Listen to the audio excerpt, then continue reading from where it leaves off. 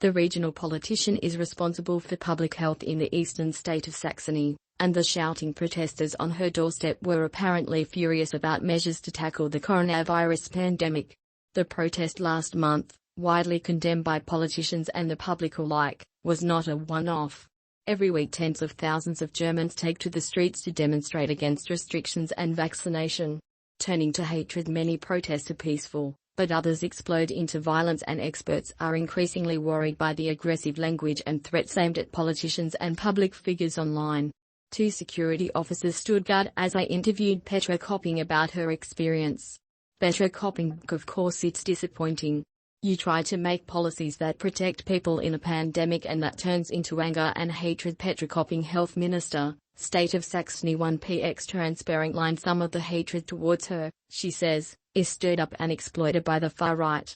We have to make a clear distinction between organizers who engage in right-wing extremist ideology and want to change society, they don't care about vaccination policy, and the people who come along because they're opposed to vaccination. People like Bjorn, who I met at a recent demonstration in Berlin.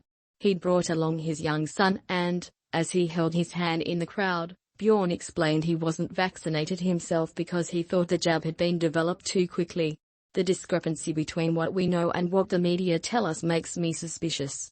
Bonn COVID protest, the 10th of January. Image source, Getty Images. Image caption: the protests have taken place as the Omicron variant has prompted a surge of infections across Germany. COVID has divided Germany. The unvaccinated are banned from restaurants, non-essential shops, leisure and arts facilities. And politicians are considering compulsory vaccination.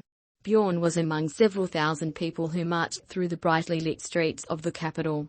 At the same time, in towns and cities across Germany, around 70,000 people took part in small, simultaneous demonstrations, some of which ended in scuffles and arrests. Crying freedom, many take place on Monday nights. By advertising them as Spaßgange, or strolls, organizers not only seek to bypass COVID laws, which might prevent a mass gathering, but also to invoke nostalgically the symbolism of the Monday night strolls that were used by pro-democracy protesters opposed to the communist regime of the old East Germany. The crowd in Berlin shouted Freiheit, freedom, as loudspeakers blasted out anti-vax songs, misinformation and conspiracy. You'd be surprised by what our politicians and public broadcasters keep secret from you, and why.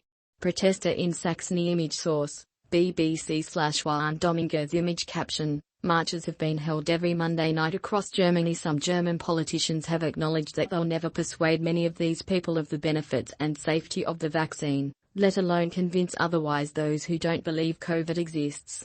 But authorities are worried by the spread of conspiracy theories and the threat of radicalization. The number of recorded politically motivated crimes rose to its highest level in a decade last year. The big shift we've seen during the pandemic is that the more inherently violent ideas of overthrowing democracy which we've seen from the beginning turn more into concrete ideas, said Maro Dietrich, who researches right-wing extremism at the Center for Monitoring, Analysis, and Strategy.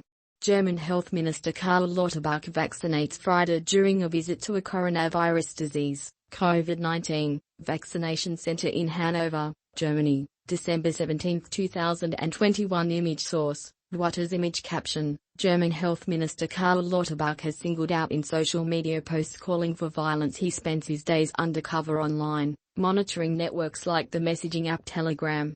So it's not just we'll do a big demonstration in Berlin, it's what are the private addresses of these people who we think are responsible for this, and we have to visit their homes. He pointed to an example from Telegram, a picture of the German health minister with text suggesting people storm his flat and inject him with his own stuff. While he believes it would be wrong to assume that all those who express such ideas online represent a physical danger, we've seen it's crucial for people who actually do offline violence to feel that they have a community that agrees with them.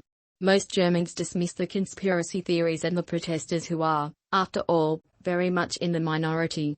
But the voice of discontent is loud. It's disruptive and it's persistent.